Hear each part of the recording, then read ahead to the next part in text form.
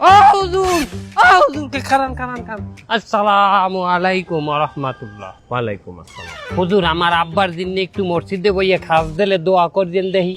তোমার আব্বার দিলে দোয়া তো করাই যায়, সমস্যা না, কিন্তু নিজের বাবার জন্য সন্তানদের নিজেদের দোয়া করা উত্তম। না হ্যাঁ করতাম, কিন্তু হুজুর আমার একটু সমস্যা আছে। একটু সমস্যা কি?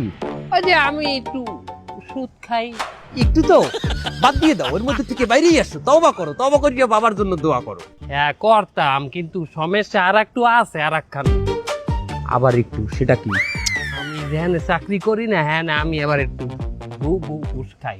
আচ্ছা বাইরেই আসো, ওখান থেকে তওবা করিয়া তারপর বাবা মার জন্য দোয়া করো। সব জায়গায় দিয়ে বাইরে এলো হুজুর, আর একটা সমস্যা আছে, ও জায়গায় দিয়ে বাইরে যাবে না। কি সেটা? চাচা তো ভাই আছে না, হ্যাঁ, এর একটু জমি খাইয়ে দে চালাম। মানে হক নষ্ট করছো? কতটা জমি খাইছো? এই একটু আইল ঠেলা দিছি আর কি। ও একটু আইল ঠালছো? কত?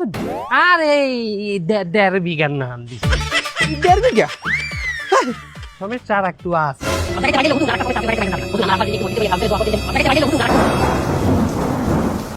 খারাপ মানুষকে দাওয়াত দিয়েও ভালো পথে আনতে না পারলে তার সাথে বেশি মেলামেশাও বিপজ্জনক হতে পারে।